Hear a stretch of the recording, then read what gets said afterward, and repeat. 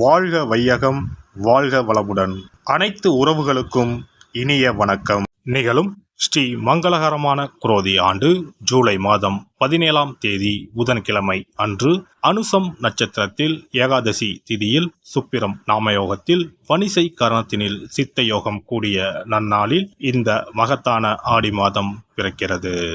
ஆடி மாதம் என்றதும் நம் நினைவுக்கு வருவது ஆடிப்பெருக்கு மட்டும்தான். ஆனால் இந்த ஆடி மாதத்தில் நிறைய சிறப்பு அம்சங்கள் உள்ளன. ஆடி செவ்வாய், ஆடி வெள்ளி, ஆடி பூரம், ஆடி அமாவாசை என வரிசையாக நிறைய தினங்கள் கொண்டாடப்படுகிறது. நிறைய சுப தினங்கள் வந்தால் கூட இந்த ஆடி மாதத்தில் யாரும் சுப நிகழ்ச்சிகளை நடத்துவதில்லை. திருமணம் மற்றும் வளைகாப்பு போன்ற சுப நிகழ்ச்சிகளை இந்த மாதத்தில் வைப்பதில்லை. புதுமண தம்பதிகளையும் இந்த மாதத்தில் பிரித்து வைப்பது உண்டு. இந்த ஆடிப்பெருக்கு திருவிழாவின் போது புதுமண தம்பதிகள் புதிய மஞ்சள் கயிறுகளை மாற்றிக்கொள்வார்கள். இந்து ஜோதிடத்தின்படி ஆடி மாதம் ஒரு அசுபமான மாதமாக பார்க்கப்படுகிறது. எனவே இந்த மாதத்தில் திருமணம், சுப நிகழ்ச்சிகள், புதுமனை புகுவிழா என எந்த சுபகாரியங்களும் நடக்காது. இந்த ஆடி மாதத்தை ஒரு சூனிய மாதம் என்றும் கூறுவார்கள். ஆடி மாதத்தை ஒரு சூனிய மாதமாக பார்த்தாலும் இந்த மாதத்தில் ஏராளமான பூஜை மற்றும் விரதம் மேற்கொள்ளப்படுகிறது. இந்த மாதத்தில்தான் சக்தி தேவிகளையும் பைரவர், வாராகி, நரசிம்மர், மகிஷாசுர மர்த்தினி, துர்க்கை அம்மன் போன்றோர்களை பக்தர்கள் மறக்காமல் வழிபடுகின்றனர். எனவே ஆடி மாதத்தில் நிறைய சிறப்பம்சங்களும் இருக்கத்தான் செய்கின்றன.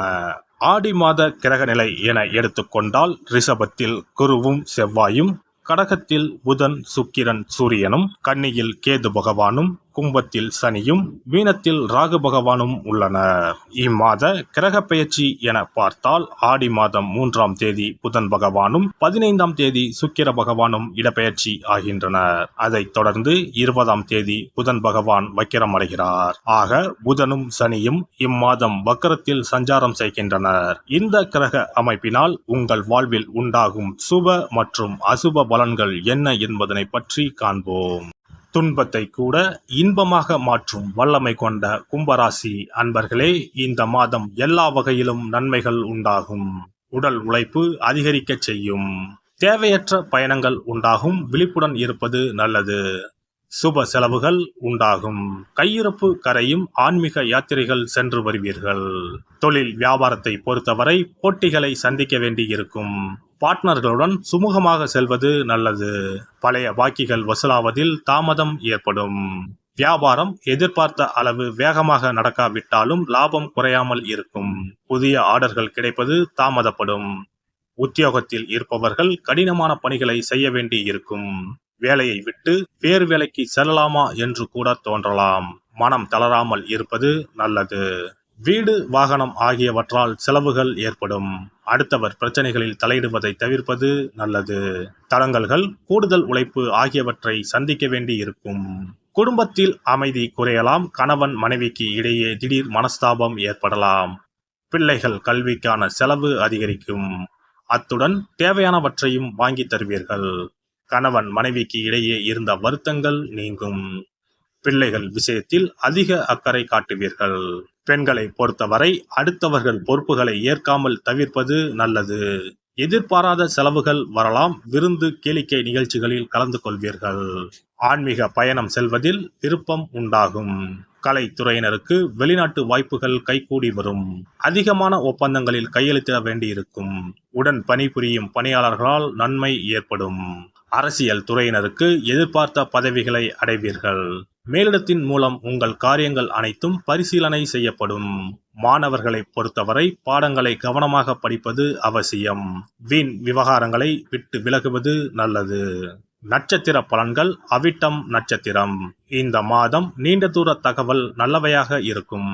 எதிலும் நிதானம் தேவை. அதிக கோபத்தால் வீண் பகை உண்டாகலாம். மற்றவர்களுக்கு உதவி செய்வதில் ஆர்வம் காட்டுவீர்கள். பணவரத்து தாமதப்படும். கோபத்தை தவிர்ப்பது நல்லது. சதயம் நட்சத்திரம். இந்த மாதம் செலவு அதிகரிக்கும். பயணங்கள் மூலம் வீண் அலைச்சலும் காரிய தாமதமும் உண்டாகும். புதிய நட்புகள் கிடைக்கும். எடுத்த காரியங்கள் கைகூடும். அடுத்தவர் செயல்களுக்கு பொறுப்பேற்காமல் தவிர்ப்பது நல்லது. பணம் கொடுக்கல் வாங்கலில் கவனம் தேவை. பூரட்டாதி நட்சத்திரம். இந்த மாதம் தொழில் வியாபாரம் சுமாராக நடக்கும். கடன் பிரச்சனைகள் கட்டுக்குள் இருக்கும். எதிர்பார்த்த லாபம் கிடைத்தாலும் செலவும் உண்டாகும். உத்தியோகத்தில் இருப்பவர்கள் அதிகம் உழைக்க வேண்டியிருக்கும். பகவத்கீதை படித்து கிருஷ்ணனை வணங்கி வர எல்லா பிரச்சனைகளும் தீரும். மன மகிழ்ச்சி உண்டாகும். சிறப்பு தொகுப்பு. ஆடி மாத சிறப்புகள் மற்றும் வழிபாடு தொடர்பான சில குறிப்புகளை பற்றி காண்போம். ஆடி மாதத்தில் சிவனின் சக்தியை விட பார்வதியின் சக்தி அதிகமாக இருக்கும் என்பது ஐதீகம். ஆடி மாத அமாவாசை அன்று மறைந்த முன்னோர்களுக்கு பிதுர் கடமைகளை செய்தால் ஆண்டு முழுவதும் பித்ருக்களுக்கு கடன் கொடுத்த பலன் கிடைக்கும். ஆடி மாதம் சுக்லா தசமியில் திக் தேவதா விரதம் இருக்க வேண்டும். அன்று திக் தேவதைகளை அந்தந்த திக்குகளில் வணங்கி பூஜித்தால் நினைத்தது நடக்கும். ஆடி மாதம் சுக்லபட்ச ஏகாதசி முதல் கார்த்திகை மாதம் சுக்லபட்ச ஏகாதசி வரை மாத உபவாசம் இருப்பது குடும்பத்தில் அமைதியை ஏற்படுத்தும். ஆடி மாத செவ்வாய்க்கிழமைகளில் கோவிலில் எலுமிச்சப்பழ விளக்கு ஏற்றினால் கூடுதல் பலன்கள் கிடைக்கும். ஆனால் எலுமிச்சப்பழ விளக்குகளை ஒருபோதும் வீட்டில் ஏற்றக்கூடாது. வளர்பிறை துவாதசி நாளில் தொடங்கி கார்த்திகை மாதம் வளர்பிறை துவாதசி நாள் வரை பெண்கள் துளசி பூஜை செய்து வந்தால் நினைத்தது நடைபெறும். வீட்டில் சகல செல்வங்களும் குவியும். ஆடி மாதம் செவ்வாய் வெள்ளிக்கிழமைகளில் காமாட்சி தேவியை வணங்கினால் திருமண தடைகள் விலகி சுபம் உண்டாகும். ஆடி மாதம் முழுவதும் மீனாட்சியை வழிபட்டால் குடும்பத்தில் அமைதி ஏற்படும். ஆடி மாதம் முத்துமாரியம்மனை மனமுருக வழிபட்டால் திருஷ்டிகள் விலகிவிடும். ஆடி மாதம் சுக்ல துவாதசியில் மகா விஷ்ணுவை நினைத்து விரதம் இருந்தால் செல்வம் பெருகும். ஆடி மாதம் சுக்லபட்ச ஏகாதசி தினத்தன்று அன்னதானம் செய்தால் சகல பாக்கியங்களும் கிடைக்கும். இம்மாதம் ஏகாதசி துவாதசி நாட்களில் அரச மரத்தை சுற்றி வந்து வழிபட்டால் வாழ்வில் மகிழ்ச்சி உண்டாகும். ஆடி மாத வெள்ளிக்கிழமைகளில் மகாலட்சுமியை வழிபட்டால் வீட்டில் செல்வம் சேரும். இம்மாதம் ஏதாவது ஒரு வெள்ளிக்கிழமை அம்மனை ஆவாகனம் செய்து வீட்டுக்கு வரவழைத்து வழிபடுவது சிறப்பை தரும்.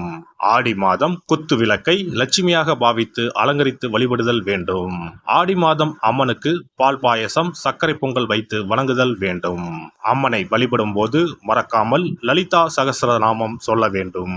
இம்மாதம் வீட்டில் சிறப்பு பூஜைகள் செய்யும் போது சிறு பெண் குழந்தைகளை அம்மனாக பாவித்து உணவு கொடுத்து ரவிக்கை சீப்பு குங்குமச்சிமிழ் கண்ணாடி வளையல் தாம்பூலம் கொடுக்க வேண்டும். இம்மாதம் அம்மனுக்கு சாற்றப்படும் வளையல்களை பெண்கள் அணிந்து கொண்டால் திருமண பாக்கியம் குழந்தை பாக்கியம் சகல நலன்களையும் நீங்காத செல்வத்தையும் பெறலாம். ஆடி மாத வெள்ளிக்கிழமைகளில் அதிகாலையில் எழுந்து குளித்து தூய ஆடை அணிந்து சாணத்தை பிள்ளையராக பிடித்து செவ்வரளி செம்பருத்தி அருகு கொண்டு சூரிய உதயத்திற்கு முன்னர் விநாயகரை பூஜிக்க வேண்டும். வாழை இலை மீது நெல்லை பரப்பி அதன் மீது கொழுக்கட்டை வைத்து விநாயகரை வழிபட செல்வம் கொளிக்கும். ஆடி பௌர்ணமி அன்று சிவபெருமானுக்கு திரட்டுப்பால் அபிஷேகம் செய்து கருப்பு பட்டாடை 100 முத்துக்கள் கோர்த்த மணிமாலை கரு ஊமத்தம் பூ மாலை அணிவித்து மூங்கில் அரிசி பாயாசம் படைத்து வழிபட்டால் எப்பேற்பட்ட பகையும் விலகும். பொதுவாகவே வெள்ளிக்கிழமைகள் அம்பாளுக்குரிய சிறந்த நாட்களாகும். இதனோடு அயனத்துக்குரிய சிறப்பும் சேர்வதால் ஆடி மாதத்தில் வரும் வெள்ளிக்கிழமைகள் அம்பாளுக்கு தனிச்சிறப்பு கொண்டவையாக கருதப்படுகின்றன. எல்லாம் வல்ல இறையருளால் நீங்களும் உங்கள் அன்பு குடும்பமும் உடல் நலம் நீலாயுள் நிறை செல்வம் உயர் புகழ் மெய்ஞானம் ஓங்கி வாழ்க வளமுடன். இந்த வீடியோ பதிவு உங்களுக்கு பிடித்திருந்தால் லைக் பண்ணுங்க, கமெண்ட் பண்ணுங்க, ஷேர் பண்ணுங்க, மறக்காம சப்ஸ்கிரைப் பண்ணுங்க, பக்கத்துல இருக்கிற பெல் பட்டனை கிளிக் பண்ணுங்க. நன்றி, வணக்கம். ஓம் நமச்சிவாய. சிவாய நம.